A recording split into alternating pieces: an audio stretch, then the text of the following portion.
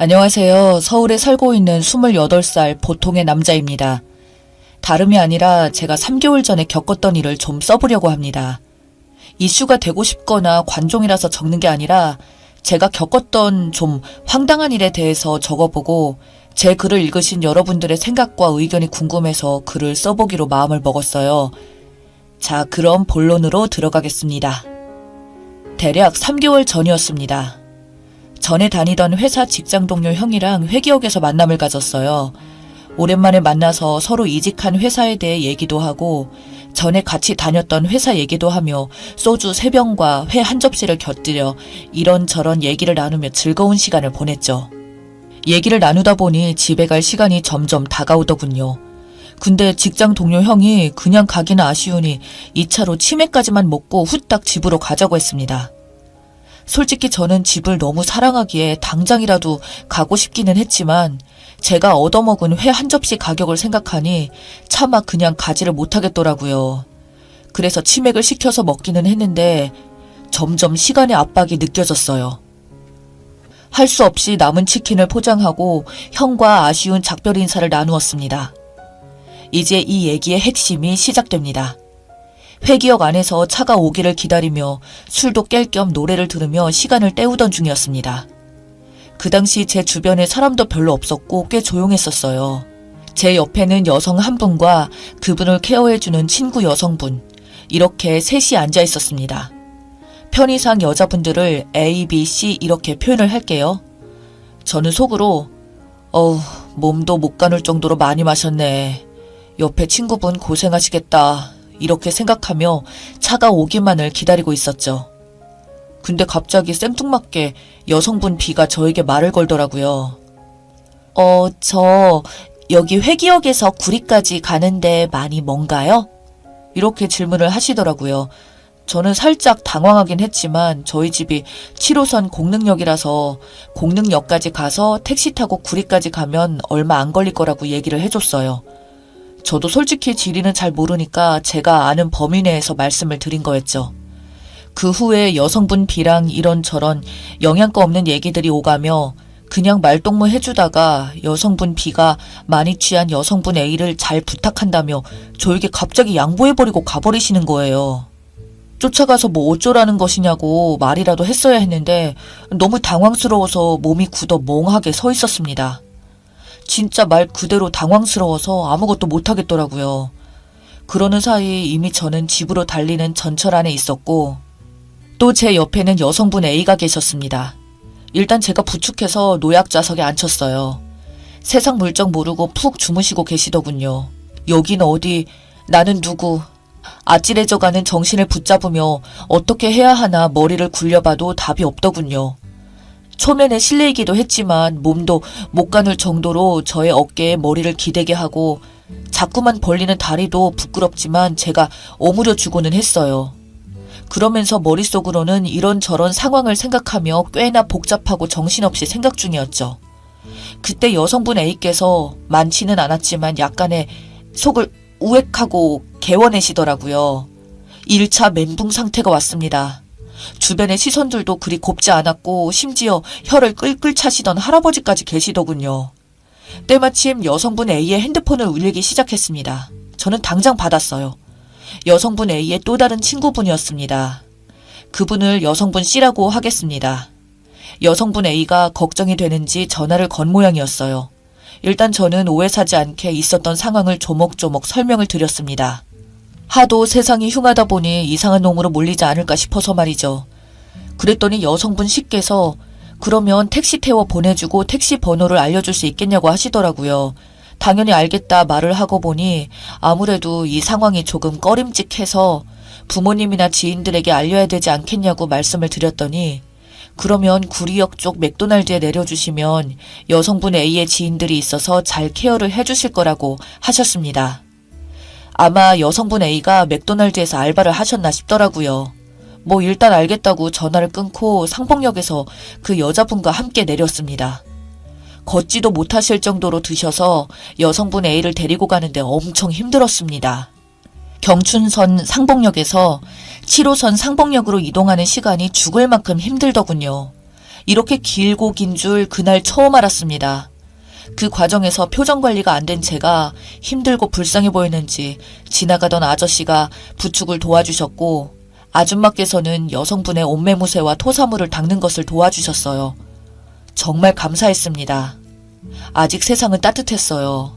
하지만 감동도 잠시 다시 여자분과 저는 홀로 남았고 이래저래 끙끙대면서 끌고 와서 우여곡절 끝에 공릉역에 도착을 했습니다.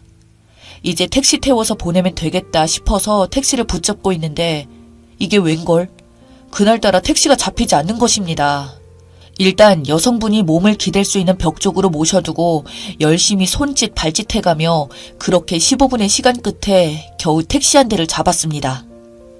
근데 막상 여성분을 혼자 태워 보내려니 좀 개운치 않고 찝찝하다는 생각에 그냥 같이 동행해서 맥도날드까지 데려다 주고 간 김에 햄버거라도 사 먹고 쉬다 가야지 뭐 그런 생각을 했습니다.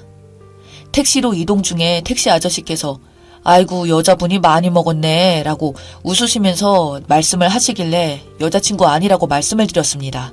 그러자 아이 그럼 뭐야 친구? 친한 친구 사이세요? 라고 물어보시길래 친구도 아니라고 말씀을 드렸습니다. 그냥 초면인 여성분인데 어찌하다 보니 모셔다 드리게 됐다고 말씀을 드렸죠. 아저씨께서 당황스러웠는지 말이 없으시다가 멋쩍은 웃음소리를 내시고는 정적이 흘렀습니다. 그리고 여성분 A의 휴대폰이 울리기 시작했습니다. 발신 표시를 보니까 뭔가 미묘하게 왠지 남자친구일 것 같다는 느낌이 들었습니다. 이름도 정확하게 기억은 나지 않지만 뭔가 웃기고 재미있는 것으로 기억을 합니다. 그래서 일단 최대한 오해 사지 않게 마음의 준비를 하고 전화를 받았습니다. 여보세요. 중후한 남성의 목소리. 설마. 그렇습니다. 그 설마가 맞았어요. 여성분의 아버님이었던 것입니다. 이게 진짜 무슨 경우입니까? 여기서 진짜 제대로 2차 멘붕이 왔습니다. 아버님도 딸의 휴대폰에서 남자 목소리가 들리지 적잖게 당황을 하신 것 같았습니다. 따님이 술을 많이 마셔서 일단 구리로 이동 중이긴 한데 집 주소를 알려달라고 말씀을 드렸어요. 그래서 집 주소를 받아내고 기사님께 맥도날드 말고 그 주소로 가자고 말씀을 드렸어요. 한참을 운전한 끝에 드디어 여성분 A의 아파트 단지 입구에 도착을 하게 됐고 아버님은 이미 입구에서 대기 중인 상태시더라고요. 아버님은 딸이 만취한 상태를 지켜보시더니 택시 문을 직접 열어주고 나오라고 하셨습니다. 여자분 A도 본능적으로 아버지의 목소리를 기억했는지 비틀거리면서 나가더군요. 저도 택시 문을 열고 나왔고 택시기사 아저씨도 덩달아 같이 내렸습니다. 그리고 아버님은 여기까지 온 택시비를 기사님께 지불하시고 다짜고짜 저에게 무슨 관계냐, 어떤 사이냐, 학교 선배냐, 친구 사이냐 등등 여러 가지 질문을 하셨습니다. 거의 뭐 취조받는 느낌이었다고 할까요? 그래서 저는 그냥 아무 사이도 아니고요. 어쩌다 보니 따님을 데리고 구리까지 오게 되었습니다. 라고 말씀을 드렸어요. 근데 그 상황에서 입을 잘못 놀렸다가는 더 큰일이 나지 않을까 싶어서 그냥 있는 그대로 솔직하게 말씀을 드렸어요. 그랬더니 아버님은 여성분 A의 휴대폰을 바닥에 내동댕이 치시고 따귀를 올리시더라고요. 3차 멘붕이 왔습니다. 너무 솔직하게 말했나? 아니면 좀 더 머리를 굴렸어야 했나? 별의별 생각이 다 들더군요. 이미 새벽을 넘긴 시간이긴 했지만 새벽부터 산책을 나오신 몇몇 분들이 그 광경을 지켜보고 만 것이죠. 여튼 상황이 그렇게 흘러가서 정리가 되고 아버님은 따님을 데리고 그냥 유유히 사라지셨습니다. 저랑 기사님은 벙쪄서 사라지는 모녀를 바라보고 시야에서 사라질 때까지 둘 다 멍하니 있었어요. 집으로 돌아오는 길에 아저씨께서 그 사람 참 야속하네. 고생한 청년한테 고맙다는 인사도 한마디도 없냐? 하시면서 욱하는 모습을 보이셨습니다. 생판 모르는 남자가 만취한 여자를 데리고 집 앞까지 데려다 줬는데 아무 얘기 없이 그냥 들어가 버리냐고요. 혀를 끌끌 차면서 투덜거리고 운전을 하시더군요. 뭐 상황이다 보니 경황이 없어서 그러실 수도 있을 거다라는 식으로 저는 아저씨를 다독였습니다. 근데 이제 와서 생각해보니 기사 아저씨의 말이 100번 옳다는 느낌이 들더군요. 제가 센 척을 한 거였습니다.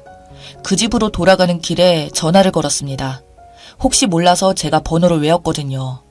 여성분 A의 집까지 잘 모셔다 드렸고 아버님이 마중을 나오셨다. 그러자 여성분 A가 아버님이 화 많이 나신 것 아니냐고 물어봤고 좀 그런 것 같다고 얘기를 나눴습니다. 그때 구리에서 공릉까지 돌아올 때 택시비가 2만 원 가까이 나왔는데 제가 8천 원밖에 없어서 아저씨께 양해를 구했더니 저를 불쌍히 여기시고 8천 원의 택시비를 합의해 주셨습니다. 기사님, 그땐 정말 감사했습니다. 암튼 여성분 C는 고맙다고 사례하고 싶다고 계좌번호를 불러달라고 말씀을 하시더군요. 애시당초 사례비 받고자 시작한 일도 아니었고 저도 처음 겪어본 일이라서 그냥 여성분 A가 나중에 깨시면 밥 한 끼 사달라고 그렇게 전해달라고 얘기하고 마무리를 지었습니다. 그리고 다음 주 월요일에 제가 이직한 회사에서 해고 통보를 받게 되는 일이 생겼습니다. 새로 이직한 회사와 의견 조율이 안 될 뿐더러 회사에서 요구하는 고퀄리티를 소화하지 못하고 그렇게 있는 상태라서 짧으면 한 달, 길면 3달이겠지 싶었는데 한 달 만에 자르더라고요. 물론 여성분 A와는 절대 무관한 일이니 오해 없으시길 바랍니다. 졸지에 백수가 돼서 다음날 화요일 집에서 게임을 하며 취업 사이트를 뒤적거리고 있던 중에 문자 한 통이 오더라고요. 여성분 A의 문자였습니다. 저번 주 금요일에 있었던 일에 대해서 죄송하다며 사례를 하고 싶다고 말씀하시길래 그냥 밥 한 끼 사주세요 라고 문자를 보냈고 여성분 A가 언제쯤이 좋겠냐고 말씀을 하시길래 문득 드는 생각에 제가 백수라서 시간이 널널하고 아직 여성분 A는 학생인 것 같다는 생각에 오히려 여성분 A의 시간을 맞출 테니 언제쯤이 좋으세요 라고 단문을 보냈죠. 그러고 나서 연락을 기다려봤지만 연락은 오지 않았어요. 어찌나 허무하고 허망하던지 그럴 거면 문자나 보내지 말던지 괜히 설레게 해놓고 이렇게 연락 두절하시면 창피하고 부끄러우니 그럴 수 있겠다라는 생각이 들기도 했는데 만약 제가 그런 입장이었다면 어떻게든 안면 몰수하고 밥 한 끼 정도는 어떻게든 사드리지 않았을까라는 생각이 들더군요. 물론 지극히 제 주관적인 입장이긴 합니다. 그렇게 3개월이 흘러서 지금까지 아무 일도 없이 무탈하게 잘 지내고 있어요. 너무 아무 일이 안 일어나서 허무해서 이렇게 글을 쓰고 있는 중입니다. 이 글을 읽고 계실 여러분들은 이런 상황이 닥쳤을 때 어떻게 하셨을지 궁금하기도 하네요. 이제 와서 찌질하게 과거의 일을 들추어서 글을 쓰는 저도 무척이나 한심해 보이기도 합니다. 재미도 없고 감동도 없는 긴 이야기 들어주셔서 정말 감사합니다. 여러분 행복하세요.